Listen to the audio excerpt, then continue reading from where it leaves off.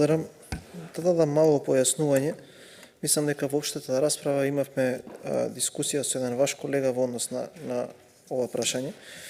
Тука пред нас имаме ние еден предлог за изменување и дополнување на ребалансот, анализа која што е направена од парламентарната буџетска канцеларија.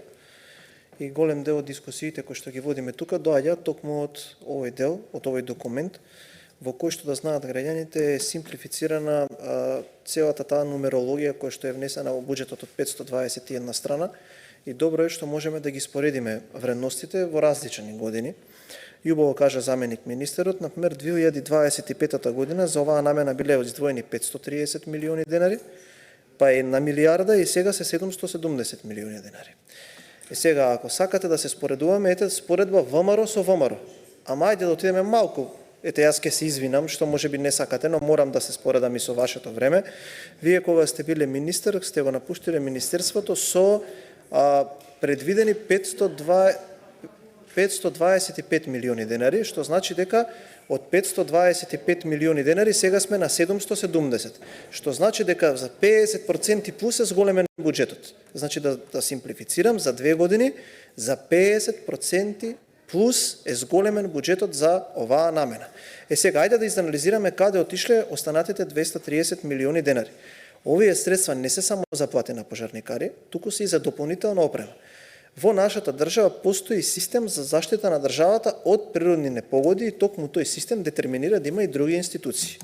Една од институциите која што е детерминирана за да го издизајнира и да го постави овој систем е Дирекцијата за заштита и спасување.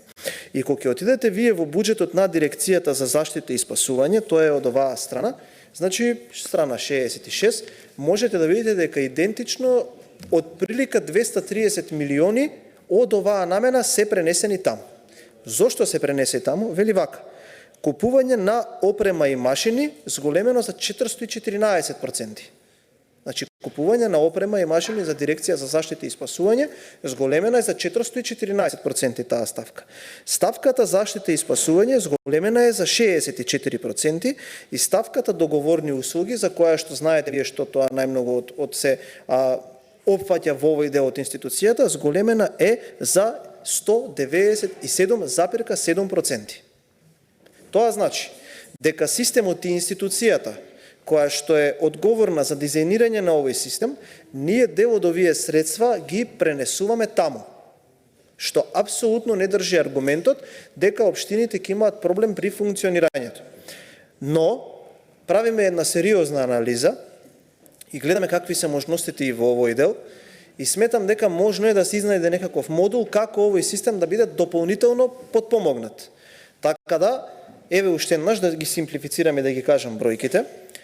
Ако вие сте го оставиле Министерството со реализација на оваа ставка од 525 милиони денари, сега има 770, тоа е зголемување за 50%. Сме предвиделе 1 милиарда која што сме можеле да ја реализираме, но сме одлучиле 230 милиони денари од тој дел да ги пренамениме во Дирекцијата за заштита и спасување, за купување опрема и машини, за засилување на капацитетите на таа институција, бидејќи Македонија е земја каква што е, често преку лето се случуваат природни непогоди од аспект на пожари и слични такви работи и сме одлучиле дека треба тој систем да го засилиме. Јас сакам да ве потсетам на уште една работа. Јас многу сум дискутирал на седниците кога биле ребалансот и буџетот и сум барал набавка на нови противпожарни возила и тогаш многу често во јавноста беше популарен еден камион кој што го возел некој господин од Струмица, Јоцо Манго. Мислам дека се викаше, тој господин возеше еден ФАП стар 60-70 години. Предходната година кога ние зборувавме за ребалансот на буџетот, видовме дека имаме над 40 возила кои што, замислете, со општествено одговорни компании, тие се викаат Пинцгауери, беа пренаменети и со тие возила ние успеавме да го заштитиме македонската шума во огромен процент, бидејќи замислете не распишувавме тендери, не купувавме противпожарни возила од 700, 800, 900.000 евра, туку тие што сме ги имале, што не биле користени со општествено одговорни компании, успеавме да ги пренамениме, затоа сега можете и тоа да го видите дека тие возила се присутни на теренот, гаснат пожари и така натака. Нема да коментирам за реакциите на портали или политичари блиски до опозицијата, кој што тогаш се радуваше бидејќи еден од тие пинцгауери, извршувајќи својата задача, се истумбал на теренот, па видете ги возилата, па слични такви вулгарни досетки, тоа не го коментирам. И на крајот морам да искоментирам една работа. Вие велите, вие не поднесувате поинакво мислење. Такво нешто кажавте, не почитувана колешке Петровска, ние и како почитуваме поинакво мислење и затоа на еден ваков начин аргументирано со дебата сакаме да ви увериме дека нашите аргументи се во исправна насока и дека тоа поинакво мислење кое што и ние секако го имаме, едноставно има повеќе аргументи, на аргументација тежи повеќе. Не веруваат во поинакво мислење оние кои што се закануваат со бркање од партија, оние кои што по соопштенија делат различни квалификативи, тие не веруваат во поинакво мислење.